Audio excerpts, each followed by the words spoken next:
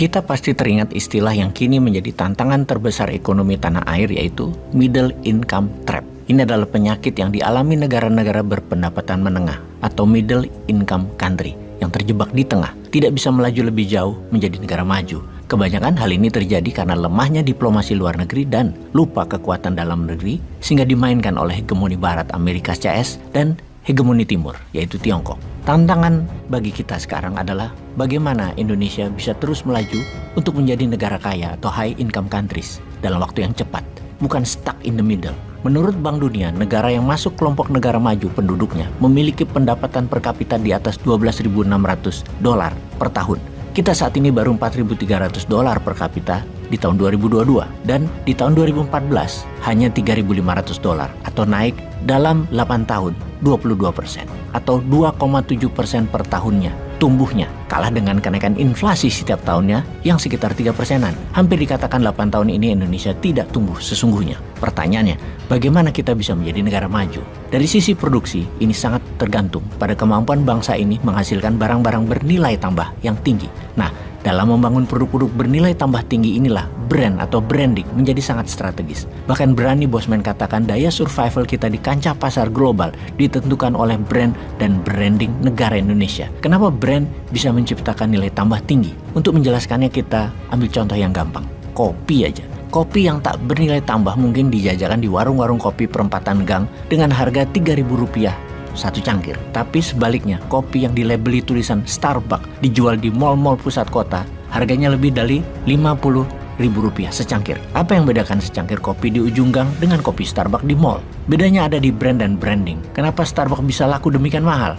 Sampai puluhan kali dari harga kopi biasa. Karena Starbucks memiliki apa yang disebut ekuitas merek atau brand equity. Ekuitas merek ini bukannya terbentuk dengan sendirinya, tapi diperjuangkan habis-habisan melalui aktivitas yang disebut brand building. Itulah sesungguhnya kalau hal ini kita bawa ke ranah kenegaraan, Indonesia belum memiliki brand equity yang jelas. Kembali ke bisnis, melalui brand building, Starbucks menambah seabrek manfaat, yaitu value dan benefit dari kopi biasa, sehingga kopi tersebut bernilai tambah tinggi dengan harga premium. Manfaat itu bisa berbentuk manfaat fungsional atau functional benefit berupa rasa kopi yang enak, ada manfaat emosional atau emotional benefit berupa ambience atau suasana gerai yang cool, atau manfaat pencitraan diri atau self-expression benefit berupa perasaan narsis saat konsumen minum kopi di gerai Starbucks dan dilihat orang lain. 3 jenis manfaat yang diberikan itulah membuat harga Starbucks bisa sampai 10 kali lipat dari kopi biasa. Semua itu adalah hasil dari aktivitas yang disebut brand building. Ingat, brand building bukanlah sekedar menyangkutkan tulisan nama di merek atau citra logo atau iklan, tapi keseluruhan manfaat yang diberikan produk kepada konsumen. Propaganda branding bisa menjadi alat ampuh untuk menaikkan nilai tambah produk kita dan meloloskan kita dari middle income trap country tentunya, seperti yang ditunjukkan dalam kasus Starbucks. Maka kemudian agenda besar mengemuka di depan mata kita. Kalau begitu, kenapa tidak seluruh kekayaan komoditas produk kreatif dan keragaman kuliner yang Indonesia punya di branding kayak Starbucks? Departemen apa di pemerintah yang mengurusi branding ini? Menteri Penerangan kah? Menteri Propaganda kah? Kayaknya hanya Kabinet New Mind Indonesia akan mempunyai strategi agar merek Indonesia bisa seperti Amerika membranding negaranya, di mana di setiap film Hollywood harus ada bendera red, white, and blue. Kalau berantem, Amerika harus menang. Heroik. Dan ini semua by design untuk propaganda. Bayangkan kalau kekayaan kopi kita punya di branding, teh di branding, temulawak di branding, buah nanas di branding, durian di branding, bengkoang di branding, sayur bayam di branding, ukiran Jepara di branding, batik di branding, songket di branding, rendang di branding, nasi pecel di branding, soto di branding, maka Indonesia akan punya khasanah dan kekayaan brand yang luar biasa. Dengan begitu, kita tidak resah dengan pasar bebas dan kolonialisasi ekonomi ala Tiongkok dan ala Barat Amerika.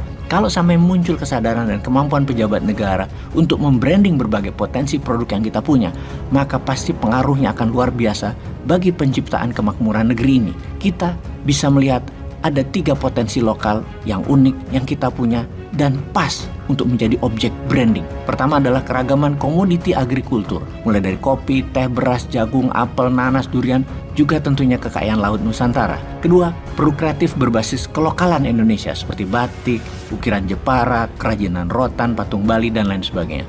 Ketiga, kekayaan kuliner seantero Nusantara mulai dari rendang, gudeg, empek-empek, rawon, hingga kerak telur Betawi. Ketika pejabat negara menyadari dan action segera untuk pentingnya secara nasional mempromosikan branding ekuitas ke dunia, maka masyarakat akan bergerak cepat memanfaatkan seluruh potensi komoditas, produk kreatif, dan kekayaan kuliner di berbagai pelosok daerah di Nusantara di branding. Maka itu akan menjadi basis kekuatan ekonomi Indonesia yang luar biasa. Seperti diuraikan di awal, di sini brand dan branding akan betul-betul menjadi pilar daya saing Nusantara di pasar regional dan di pasar global. Menjadi lebih indah lagi karena komoditas, produk kreatif, dan kuliner tersebut adalah produk-produk merakyat yang bisa diusahakan oleh rakyat kebanyakan dan melibatkan tenaga kerja yang jumlahnya sangat besar. Artinya, pengusaha produk tersebut bisa dilakukan oleh industri yang merakyat, bukan menara gading seperti industri pesawat atau baterai mobil yang high-tech atau nikel di Morowali dan Halmahera, hingga kemanfaatannya bisa dirasakan oleh rakyat kebanyakan. Ingat, menciptakan produk bernilai tambah tinggi dan berdaya saing global tak mesti harus memproduksi pesawat atau mobil canggih atau membangun smelter nikel.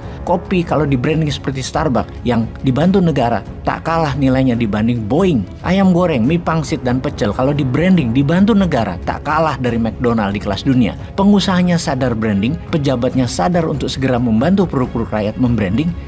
Pasti GDP per kapitanya bukan hanya 22% selama 8 tahun, tapi naik 400% dalam 8 tahun ke depan.